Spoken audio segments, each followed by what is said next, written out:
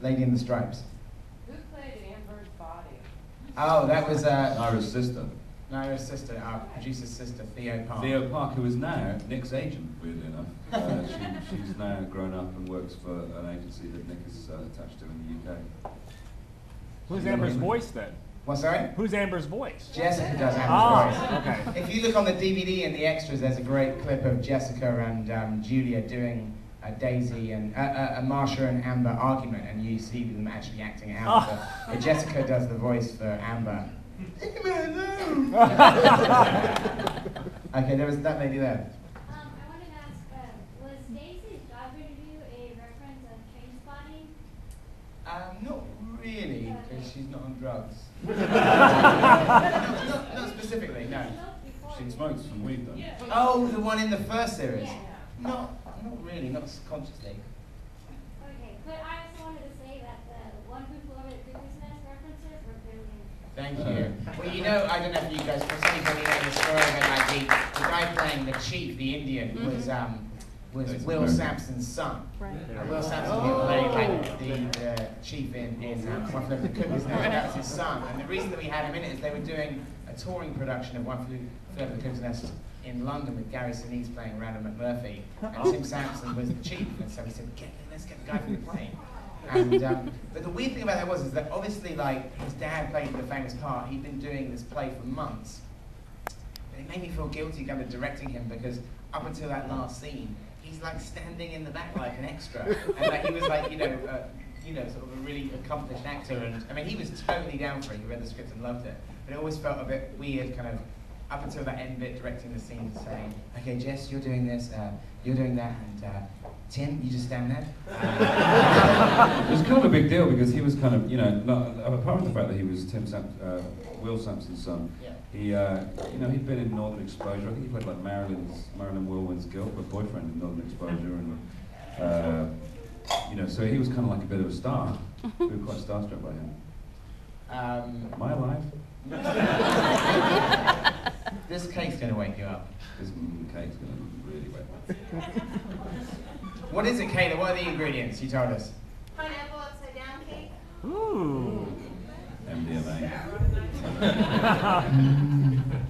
Pineapple upside down cake indeed is the fucking stuffest. Okay, let's have a couple more questions because we're nearly there as well. Okay, man.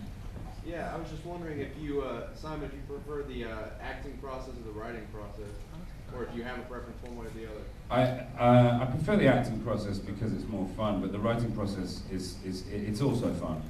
But it enables me to do what I want to do. So it's something that it's not a chore by any means, but acting is generally more fun because it's less of a puzzle. Writing is a puzzle, and you can agonize over it. And certainly Edgar and me have had head-scratching days. Particularly on Hot Fuzz, which was very labyrinthine plot. And Jess and me did, and Nick and I recently just have, just days when it fucking hurts, But acting is just mucking around. So what's not to love about that? So I would say I do prefer acting, but I would never give up the writing. Well, interesting point. This next episode came about as the last ever episode to be written. It kind of came after the last two episodes that you're going to see.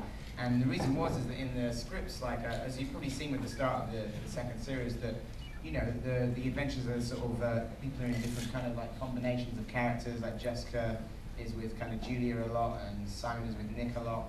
And then the original fifth episode that Simon and Jess wrote was a funny episode, but the basic plot again was about the girls have a night out and the boys have a night out, and they're separated for the entire episode.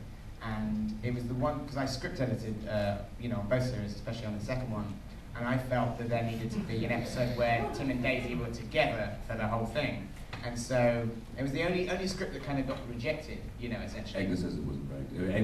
Edgar sent it back to us, and we were kind of shamefaced. And Jess and I, we knew it was as well. It was a piece of shit. We're going to hopefully do a space book next year, and for the 10th anniversary, and we'll have all the scripts in, and fingers crossed, stuff that was never shot in it as well.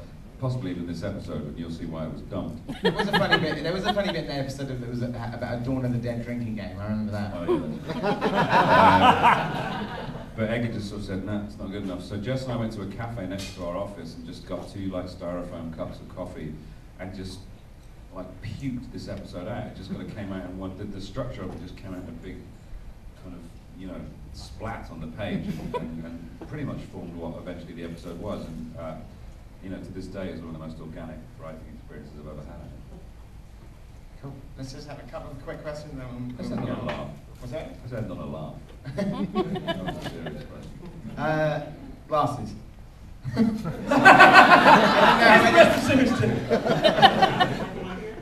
Sorry? Me? Yeah. So you said you and Nick are having trouble writing something now? No, we've done it now. But we you know, it's just that thing of like when you write, sometimes you just run into little walls, little logistical walls, and it can be a real headache. And I just meant that in every writing experience I've had, it's happened. But you solve it. You know, you get through it. You sort out those problems. Well, my question was more if you had anything to share. I was just trying to resist your turn. Man behind you've had your hand up for a while.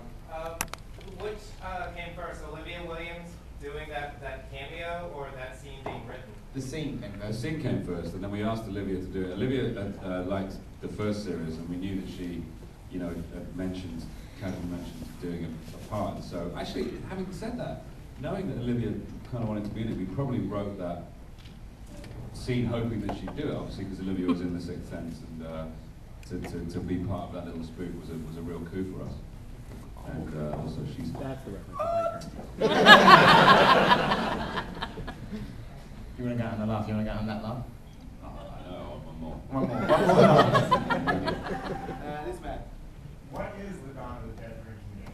Oh. Let's fucking do it. Put it on. I don't know, it's like every time someone gets shot in the head, you take 2 fingers and sip whiskey. There are rules for certain reoccurrences in the film, and every time one of those things happens, you take a swig of something bad. And eventually you fall over and die. I think it's any time you see an extra in a plaid shirt, you take a shot. every minute. 120-minute duration. That would kill you. That would kill you. Okay, well listen, let's round it out and finish off the series, and then we'll come back and I can't guarantee I'll be conscious, but I know it will. When we're going to have some cake, let's enjoy our favourite episode, and then and so, 2 very emotional episodes at the end of the series. So let's enjoy the last 3 episodes of Space. All right. Yes, thank you.